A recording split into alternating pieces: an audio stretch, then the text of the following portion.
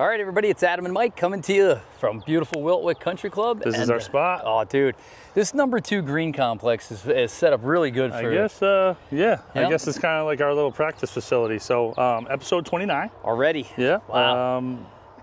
U.S. Open. We got to talk about U.S. Open. We got to talk about Herdegen. We got golf etiquette. Jesus, it's this busy. is going to be a long one. Exactly. No, let's not make it too long. And I got to get some practice in. Right. So I'm going to sit next to the bunker here. Okay. And we'll just talk, we'll converse, and you practice. I'll hit some shots. All right. All right. Cool. Let's see what you got, dude. So this is a shout out spot to where Shaft I think. Reps, Ball Hawker, and Sundog. Yeah. All right. I think I've kind of crushed you on closest to the pin on this green a lot. Yeah, on the last couple of days. Yeah. As a matter of fact, you had a real nice weekend. Shot 81 yesterday. Yeah. It felt good. Yep. Won some money too. That was kind of nice. Yeah. Dude, you did too. Yeah, nice 80 birdie. bucks. Yep. So U.S. Open, dude. Yeah. You have a 50-yard bunker shot right now, like Bryson did. Exactly. Only I hate Bryson, so and dude, I how love do you hate and I love him? Rory. Yep. All right. Explain both of those. How do you hate Bryson and how do you love Rory? Rory looks like a real golfer. He talks like a real golfer. He looks like the guy from the front of the Lucky Charms box. He's adorable. I love the guy. Bryson is like our Schwarzenegger in Terminator 1. He's this machine of golf that doesn't make any sense. Nobody likes him. He doesn't make sense. He doesn't make any sense. He's got his big stupid putter. He's got his stupid same length clubs. He's got his manufactured backstory and his fake I love the whole crowd going on thing. I hate it. When you played when you were younger, did you play with like wooden clubs and crappy clubs and stuff like that? Yeah. And then like when things changed, like the evolution of golf changed, did you hate it? Or did you like it? No, I came right along with it. Yeah.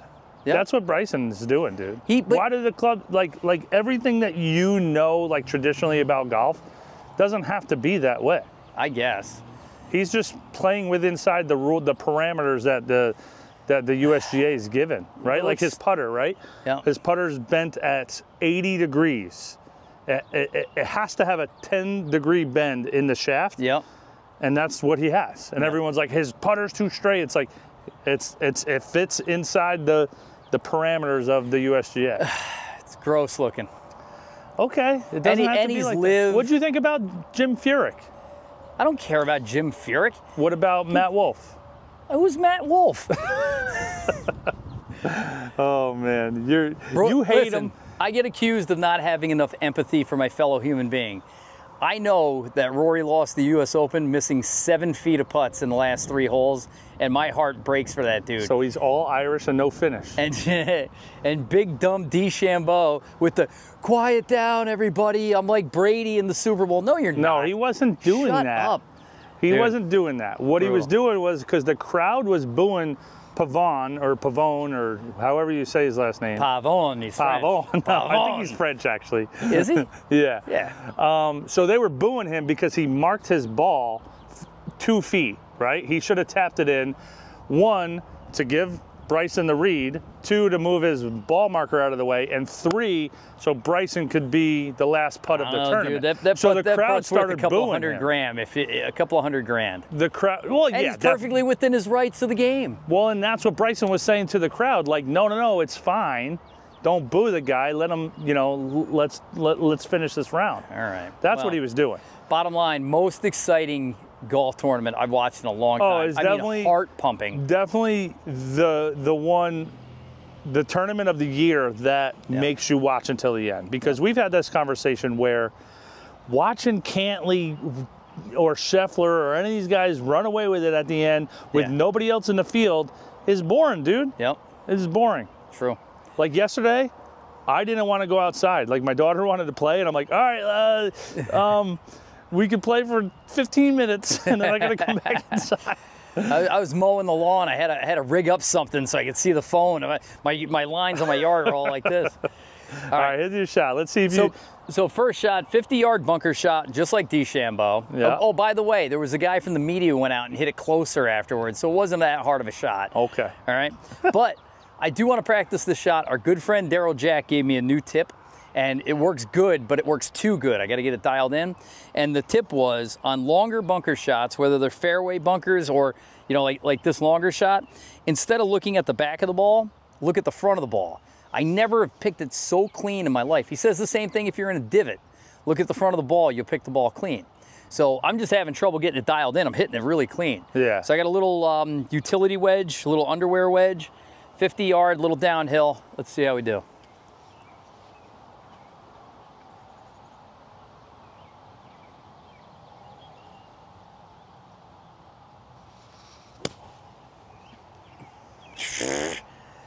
Had a little juice on it too. And a little spin. Yeah, it stopped up on that hill. Yep. So. All right. So U.S. Open, that was good. Yep. We got Herdegen, dude. When this comes out, this comes out on Sunday. On Sunday, where we're going to be in the last group teeing off. Yep. So Mike made a comment to me the other day. He says, "How do you think you're going to finish?" And I was going, "If I could just get in the top 5." And he started like, you wanted to shake me, and and this was like the most positive thing. You're like, "Why aren't you trying to win?" And I'm going, "But I can't, and I'm scared." And everybody else, you're like, "Stop it," right? I mean, we talked about it on the Tuesday tips. Dude, I'm getting mad now. But if I don't have the mindset that we can win, then we can't even come in top 5. We did it last year. I wanted a top 10. We came in 13th. We got to try and win this thing. So how much crap were you going to give me that if I did qualify for the Herdegen, then I wasn't going to play in it? No, quite a bit, because like I said, you get to rank yourself. I mean, there's no way you were making it Sunday, but you would have got a county ranking that you could hang your hat on all year. Right, Anytime you shook hands with somebody, you said, "My name is Mike Romano. I'm 35th in the county in golf." But how dumb would it have been to qualify and then not? How did that happen? That's the second time your cart got away today. Like dumb would it have been if I qualified and didn't play? Like, why am I even trying to qualify then, right? Yep. Well, why are you even Why are we playing if we're not trying to win? Exactly, yep. Dude. No, Mike, I appreciate it because it's stupid thinking on my part. Now, just like I said, there's probably 5 or 6 or maybe 7 guys ahead of me that I know are going to beat me 80% of the time. But I can only control what I can control, which is showing up with my best game. But, you know, maybe I get lucky, like Bryson, because obviously Bryson's not that good of a player, and he just won a U.S. Open. So, like, all the stars align. Maybe this is... Oh, yeah, and Rory got unlucky? Oh, unlucky. He got unlucky. So they said something like 39th major, or I forget what the number is, but he's come in the top 20 like 50% of the time. I forget what the numbers are, but it's a very high number. And second, like a lot of times. Yeah. That's not unlucky, bro. No, he's a great player. He's a great player that can't 7 finish. feet worth of putts. That can't finish. And, yeah. Well, they can't finish. He's got 3 majors under his belt. The last one was 2014. He's an older guy too. See, that's what bothers me. Is no. That's an excuse. He hits the ball just as far as all these other guys, if not further.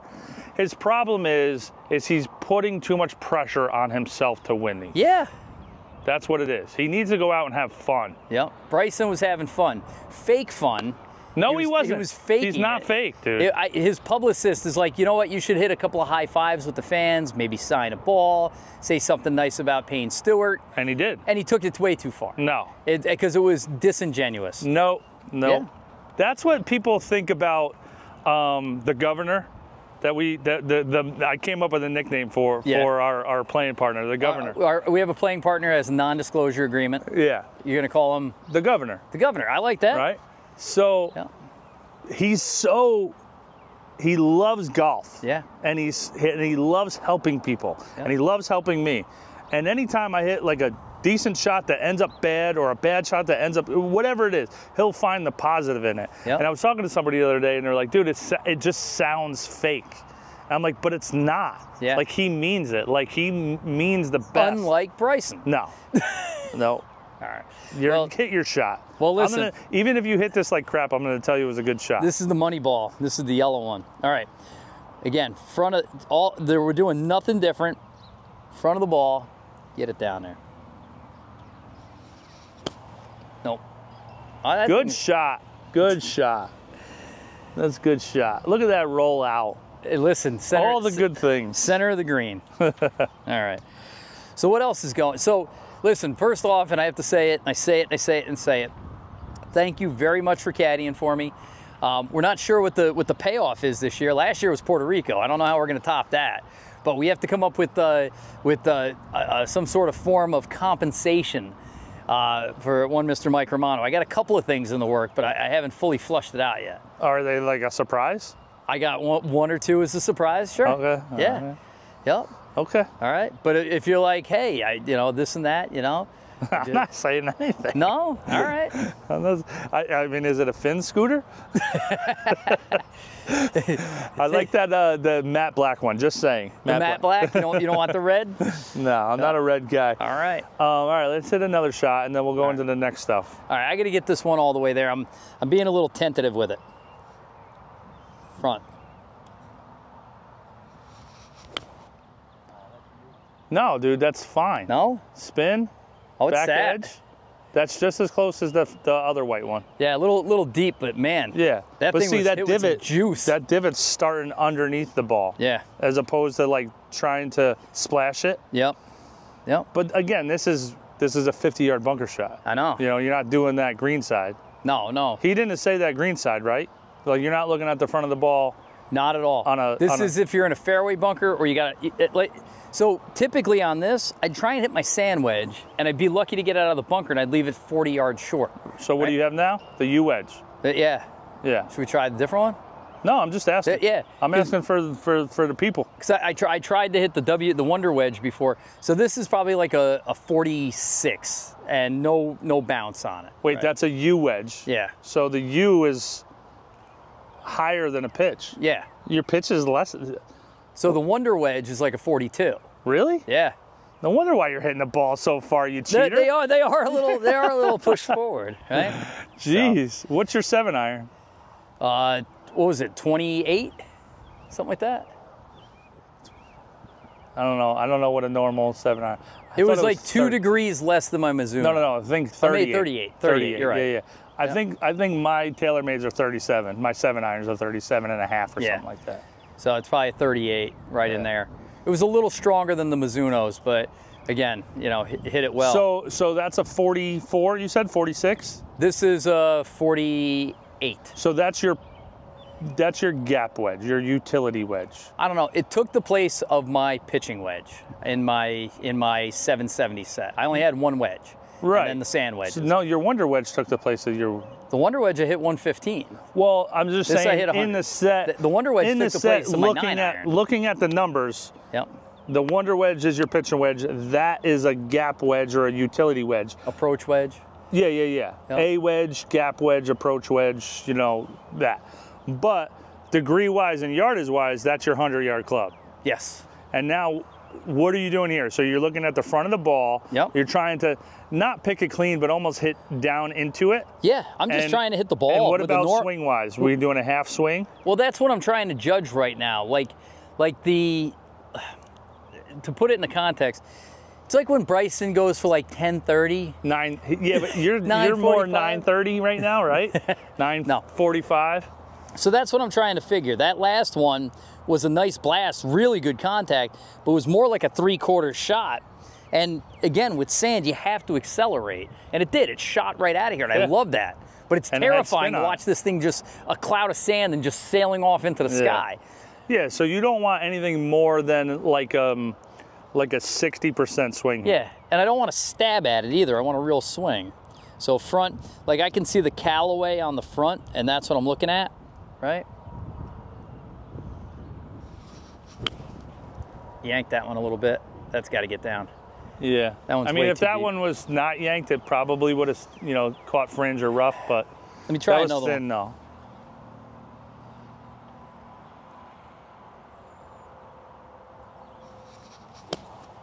Yeah, you got scared. I did too. How about this? Don't go in the bunker. Well, that was Don't go in any bunkers inside 100 yards. That was the problem. Because you were in this bunker today. That's There why you we're go. practicing out of it. There it is. Nah. No, Still a little that weak. didn't get over the hill. No. It had too much spin on it. So you got to think that's going to have spin, that where it's going to, I mean, this is not the best pin to be practicing on, but here's Look, another everybody, thing, folks. look at me. I rake traps like Bryson because nobody else was going to do it after winning the Open. I'm such a good guy. I rake traps. Look at me. You're such a hater, dude. Dude. Dude, you are a hater. Why was he raking that trap? Because he didn't rake it when he was done. Nobody raked it because they went up to the green. I think he was terrified that somebody on Twitter would call him out for not raking traps, and he can't even enjoy the moment. He's like so somebody's doing right now. He's so worried about what other people are thinking about like him. somebody's doing right now. That's his thing. I like raking traps. That's his thing. No. I'm saying you're calling him out. I'm definitely calling him out. That's his thing too. Is he cares too much what people think. And dude, just go be you. And I think on his YouTube channel, that is him. He's fake. That's him for real. Is being fake. His YouTube channel, he's for real. He's good. He's good people. All right. That scripted YouTube channel of his that somebody wrote for him, produces and edits to make him look good. Yeah, just like ours. Yeah. All right. So we did talk last week about golf etiquette and playing through. Yep. I don't want to make this a super long podcast, so we're going to hold off until next week. But if you're playing through, play through fast and get out of my way. And rake your bunkers. But how long did that take? Now, let me ask you a question real quick. Yeah. Deer hoofs, deer tracks. Yeah. You got to play it down, huh? Yep. So that's the trick. Like on Saturday and Sundays, we've unfortunately, I think it's becoming second nature for people not to rake their traps or to rake them all crappy, right? So we play it lift, clean, and rake. But during a Herdegen, you get what you get. Yeah. If somebody was a jerk and left a big footprint, if a deer ran through there, if a storm came through and washed it out, there is no fix to it. I couldn't imagine, man. Dude, how mad I would be is in a Herdegen or in any tournament, and I was in a footprint because some jerk didn't rake their bunker or their caddy didn't rake it. Like, dude, I don't know. I think that should be a penalty. That's what they need to start doing. Slow play penalty. Oh, by the way, did you see Bryson got called for slow play?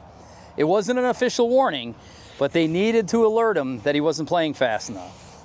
So he started, what did he do? Started jogging between holes. He wasn't gonna take any less time or more time over the ball. Yeah. So he started jogging between holes. Well, I will tell like you, that. Dude, I kind of like that. I gotta be honest. Freaking U.S. Open, man, that course is tough.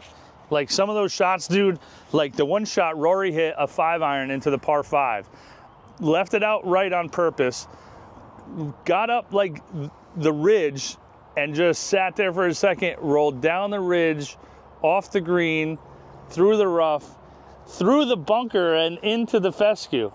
I was like, dude, I would have just walked off. I would have just been like, screw this, I'm done. So, like, no way. Sunday tees at the Open, what are you shooting?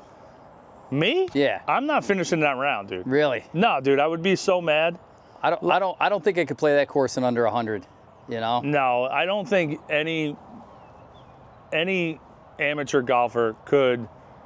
I mean, you would have to be long, and you'd have to putt really well. Yep.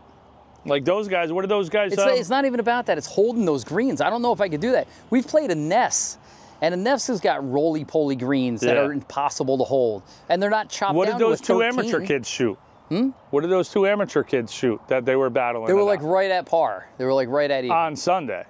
For the tournament. No, they were like +6, I thought. Oh, were they that par? Yeah. But they weren't that many groups ahead, but there was only 7 players that ended up under par out of a 150-person group. Yeah, there's nobody.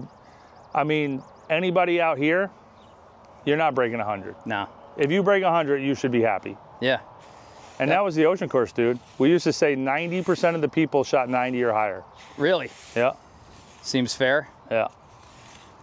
So what's coming back to the ocean course? The Open or the Ryder Cup? PGA Championship. Championship, right? Be the 3rd time. Rory won that in 2012. Okay. Yep. So he won that, and then he won I think he won the Open, no? In 2014. That was his last win. All right. Question of etiquette. Where's the rake go? Out of the bunker, in the bunker? Depends on who you're talking to. I would say in the bunker. Like toss it in the belly of the bunker? I would put it under a lip just like that. That's So- where. So the hole's playing like this. It would be, unless it trickled in, it would get hung up here, but most of the hops in, it wouldn't be in play. Yeah, and this is where you would be if you're in this bunker, there or there. So then you grab it as you walk in. So just played New York Country Club, rakes on the cart, which I thought was kind of classy. Oh, wow. Right? And then some of the bunkers had them, and they were standing straight up and down in a holder, unlike the front of the thing. If you hit that, how pissed would you Oh, be? dude, you'd be infuriated. But are you more likely to hit one like this, or one that's laying like this in the ground or on the bunker? Yeah, but if you hit it like on the ground when it's like that. If that thing was cruising right at the pin and just shatters, starts spinning around, right? Oh, Well, you hit a rake at True Blue. oh yeah. Yep. Was that True Blue or It Caledonia? was. Yeah, that was Yep. True Blue. And it kicked into the water. And it was in the bunker, Yeah. greenside bunker, in the middle of it. It was kind of like a waste area because Yep. it was like water into sand into green, Yep. and kicked back into the water. Yep. My ball had a big green mark on it from the green. And we heard it. Remember, we were like 200 yards out, and we were like, dink, and you were like, dude, I hit the flag. I'm like, I don't think I hit the flag. You're like, you hit the flag. Unless the flag's in the bunker. And then you hit the shot, and you got out. Hey, nice shooting on Sunday. 81 from the Blues, little competition. No doubles, making some birdies. How you feeling? How's Dude. that? And what's the handicap at? Got down to a 10, dude. Officially down to a 10. Working on stuff, and when I remember to do all the things, because they're not instilled in me yet. Yep.